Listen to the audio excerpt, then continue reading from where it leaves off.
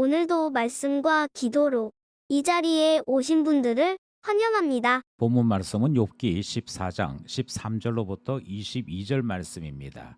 아픔과 슬픔 중에 꿈꾸는 불가능의 가능성. 지금부터 본문을 읽겠습니다. 주는 나를 수월에 감추시며 주의 진노를 돌이키실 때까지 나를 숨기시고 나를 위하여 규례를 정하시고 나를 기억하옵소서. 장정이라도 죽으면 어찌 다시 살리이까. 나는 나의 모든 고난의 날 동안을 참으면서 풀려나기를 기다리겠나이다. 주께서는 나를 부르시겠고 나는 대답하겠나이다. 주께서는 주의 손으로 지으신 것을 기다리시겠나이다. 그리하온데 이제 주께서 나의 걸음을 세시오니 나의 죄를 감찰하지 아니하시나이까. 주는 내 허물을 주머니에 봉하시고 내 죄악을 싸매시나이다. 무너지는 산은 반드시 흩어지고 바위는 그 자리에서 옮겨가고 물은 돌을 닳게 하고 넘치는 물은 땅의 티끌을 씻어 버리나이다. 이와 같이 주께서는 사람의 희망을 끊으시나이다. 주께서 사람을 영원히 이기셔서 떠나게 하시며 그의 얼굴 빛을 변하게 하시고 쫓아 보내시오니 그의 아들들이 존귀하게 되어도 그가 알지 못하며 그들이 비천하게 되어도 그가 깨닫지 못하나이다. 다만 그의 살이 아프고 그의 영혼이 애곡할 뿐이니이다. 본문 전체 이해와 본문 해석입니다. 오늘 본문도 욥의 독백 같은 기도가 이어지고 있습니다.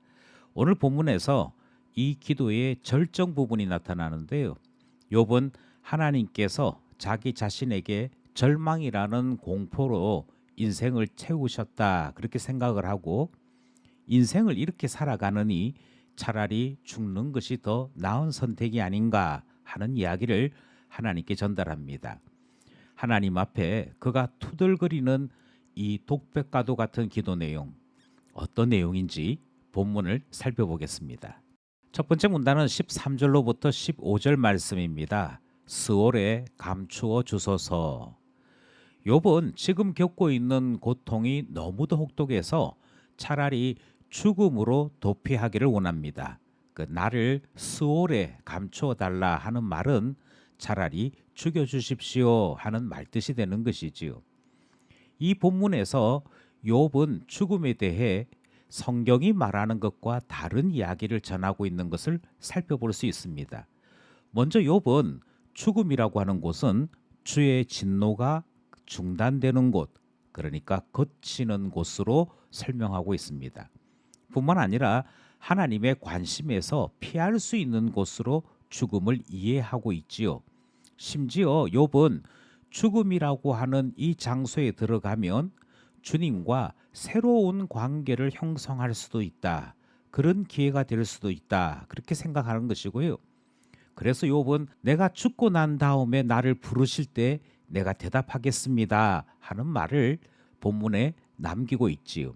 욥의 기도 내용이 있는 첫 번째 문단 함께 살펴보았습니다.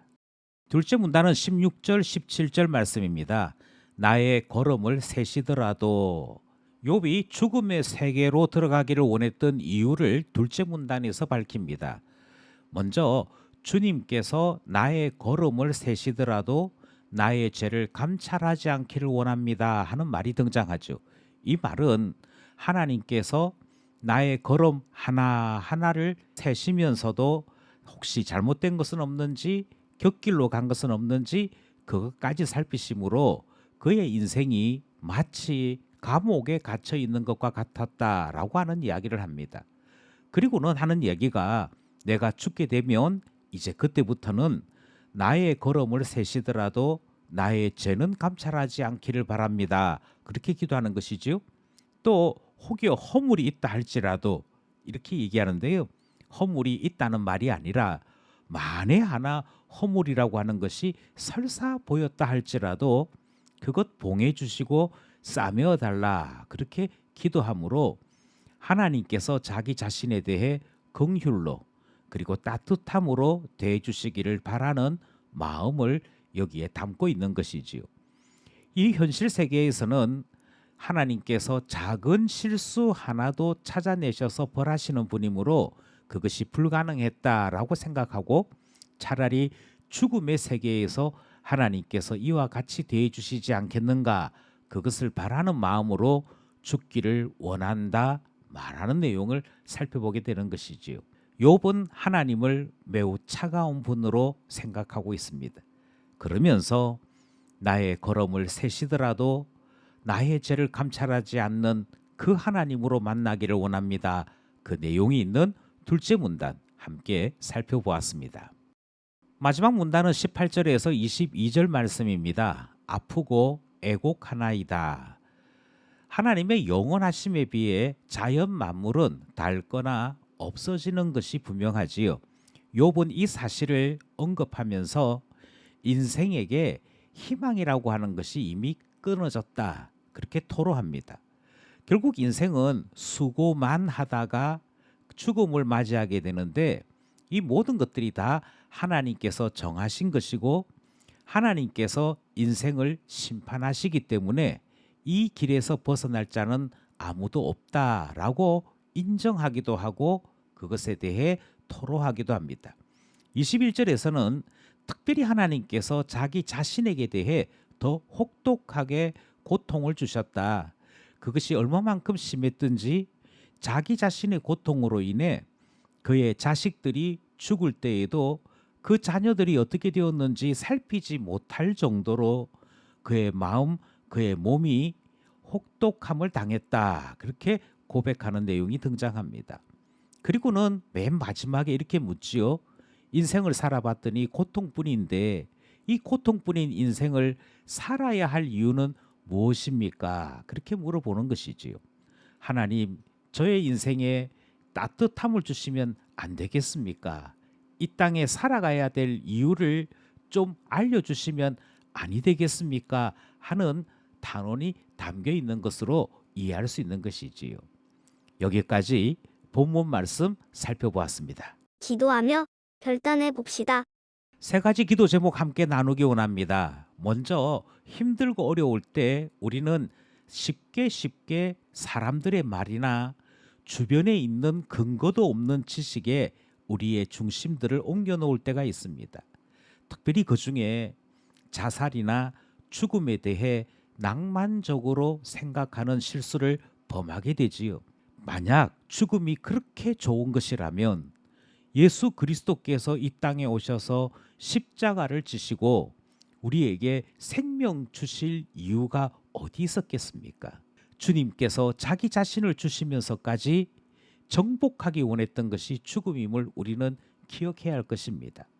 그리고 기도하기를 진리로 고난을 이기게 하시고 주의 말씀으로 모든 악하고 거짓된 것을 이길 수 있도록 우리 마음에 참된 것 주소서 기도하게 되는 것이지요. 두 번째 기도 제목은 하나님은 감당 못할 시험을 허락지 아니하신다. 성경이 그렇게 말씀하고 있습니다. 그러니 우리는 하나님을 끝까지 신뢰해야 할 것입니다. 주님께서 우리에게 혹독하게 연단하시는 것 같아도 주님이 견딜 힘도 함께 주시는 것이고, 이 연단이 끝나고 나면 우리를 정금같이 새롭게 하실 것을 우리는 믿고 확신하기에 새롭게 하시는 은혜 사모할 마음 주시고 주께서 주시는 이 연단 또한 감사함으로 지날 수 있도록 저희들을 지켜주소서 기도하게 되는 것입니다. 마지막 세 번째 기도 제목은요, 홀로 고통 가운데 쓰러지는 신자가 생겨나지 않아야겠습니다. 욥처럼 차라리 죽는 것이 더 좋겠습니다 말하는 사람이 우리 가운데 없어야 알겠는데요.